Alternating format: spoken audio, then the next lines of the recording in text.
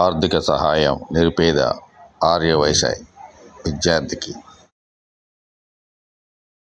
అందరికీ తెలిసి ఉంటారు. వారి పాప జేఎన్టీలో సీట్ వచ్చింది బీఫార్మసీ. పాపం ఎంబీబీఎస్ చేయడానికి వారికి సరిపోను ర్యాంక్ రాలేదు, డబ్బులు లేక ఎంబీబీఎస్లో మన బీఫార్మసీలో జాయిన్ అయ్యారు. అయితే ఓకే, హాస్టల్ ఫీజు వసతి నిమిత్తం వారికి ఇబ్బందిగా ఉంది. ఇట్లా మాకు ఒక 10,000 రూపాయలు హాస్టల్ ఫీజు రావడానికి ఇబ్బందిగా ఉందని మనకి తెలియపరిచిన వెంటనే తోటి ఆర్యవైశ్యులుగా స్పందించి మరి ఏదైనా ఒక సర్వీస్ ప్రోగ్రామ్ చేద్దామన్న ఆలోచనతోటి ఈరోజు సరస్వతి నాగేశ్వరరావు గారు 5,000, మన నాగబండి శ్రీనివాసరావు గారు డాక్టర్ గారు 5,000, 10,000 మరి వారికి ఆర్థిక సాయంగా మన వంతు ఆర్యవైశ్యులు. ఇది సహాయం కాదు, మానవతా దృక్పథంతో మన వాళ్ళు ఎక్కడన్నా చదువుకోవాలి, పిల్లలు మంచిగా ఉండాలనే కోరికతోటి ఈరోజు ఆ సేవా కార్యక్రమం చేయడం జరుగుతుంది. దానికి మన ముఖ్య అతిథిగా మన నేలకొండపల్లి మండల సబ్ ఇన్స్పెక్టర్ పోలీసు గారిని ఈరోజు సంతోష్ గారిని పిలవటం జరిగింది.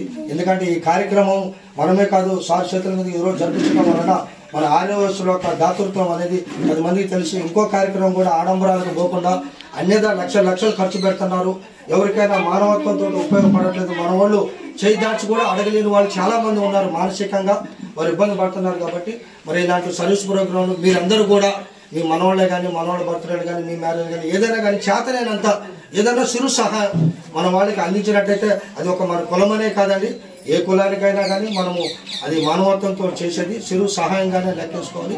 మీరందరూ కూడా ఈ రోజు నుంచి అయినా ఈ రెస్టారెంట్లు ఆడంబరాలు ఇవి బంద్ చేసి ఒక సర్వీస్ ప్రోగ్రాం పెట్టుకోవాలి మీ వంతు కార్యక్రమాన్ని మీ అందరినీ కోరుతూ మరి ఈ అవకాశం ఇచ్చినటువంటి ఎర్రనాథరావు శ్రీ సరస్వతి గారి దంపతులకి మరొకసారి హృదయపూర్వక పెళ్లి శుభాకాంక్షలు తెలియజేస్తూ మన గౌరవ అతిథి సబ్ ఇన్స్పెక్టర్ పోలీసు వారి చేతుల మీదుగా వారికి సహాయం అందజేయాలి.